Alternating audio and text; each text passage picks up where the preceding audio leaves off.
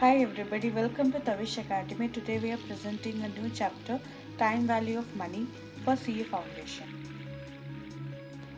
Introduction, Time Value of Money. Time value of money means that the value of a unity of money is different in different time periods. The sum of money received in future is less valuable than it is today. In other words, the present worth of money received after some time will be less than a money received today. For example, if we get 5 lakh rupees 10 and if we are to get 10 lakh rupees after 10 years, the value of 5 lakh rupees getting today will be more than getting 10 lakh rupees after 10 years. Interest. Interest is the price paid by a borrower for the use of a lender's money. If you borrow some money from a person for a particular period, you would pay more money than your initial borrowing. Simple interest. It is the interest computed on the principal for the entire period of borrowing.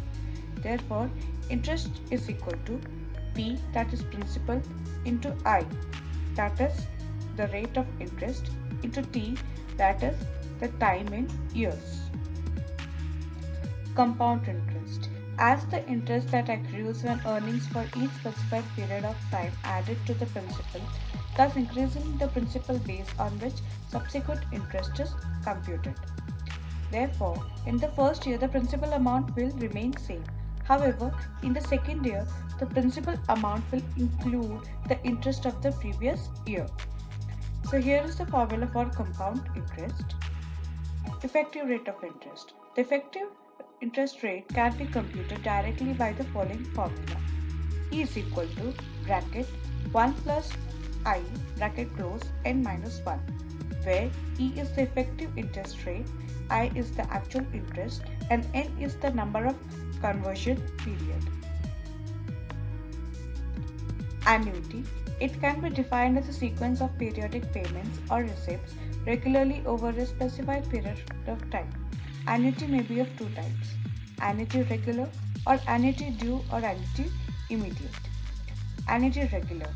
In annuity regular, first payment or receipt takes place at the end of the first period, and annuity due or annuity immediate when the first receipt or payment is made today, that is at the beginning of the annuity, it is called annuity due or annuity immediate.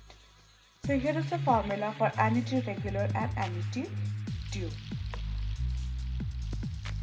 Present value of annuity due or annuity immediate.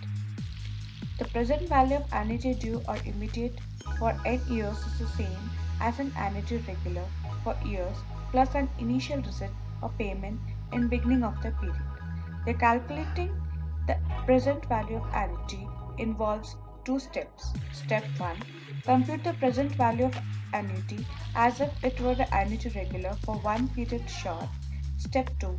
Add initial cash payment or receipt to the step 1 value. Now, sinking fund. It is the fund credited for a specified purpose by way of sequence of periodic payments over a time period at a specified interest rate. Interest is compounded at the end of every period. Size of the sinking fund deposit is computed from A is equal to P into A, where A is the amount to be saved and periodic payment and the payment period.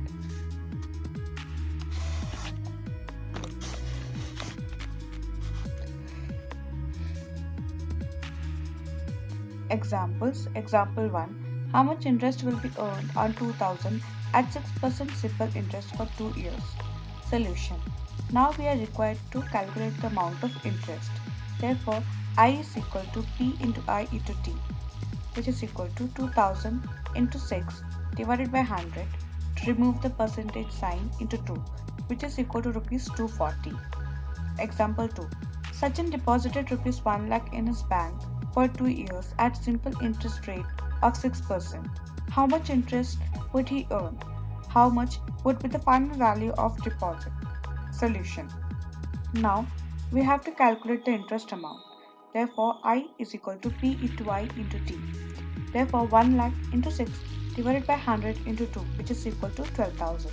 Now, final value of deposit will be principal plus interest, that is 1 lakh plus 12,000, that is 1 lakh 12,000. Example 3. Sign a deposit rupees 1 lakh in a nationalized bank for 3 years. If the rate of interest is 7% per annum, calculate the interest that bank has to pay to Sina after 3 years. If interest is compounded annually, also calculate the amount of the end of the year. Solution. Now, principal for the first year is rupees 1 lakh. Therefore, interest for first year is equal to P into Y into T. Therefore, 1 lakh into 7 divided by 100 into 1, which is equal to 7,000. Now, the principal of second year will include the principal for first year plus interest of first year. Therefore, 1 lakh plus 7,000 is equal to 1 lakh 7,000, which is the principal amount for second year. Therefore, 1 lakh 7,000 into 7 divided by 100 into 1, which is equal to 7490. Now, principal for third year. Now, principal for second year plus interest for second year will be the principal for third year. Therefore, 1,07,000 plus 7490 is equal to 1,14,490, which is the principal for third year. Now, interest for the third year is equal to 1,14,490 into 7 divided by 100 into 1, which is equal to 8,014.30. Now, compound interest at the end of the 3 years will be interest of first year plus interest of second year plus interest of third year, which is equal to 22,504.30. Now, amount at the end of the third year, that is the final amount, will be equal to principal, that is the initial deposit, plus the compound interest. Therefore, 1 lakh plus 22,504.30 is equal to 1 lakh 22,504.30.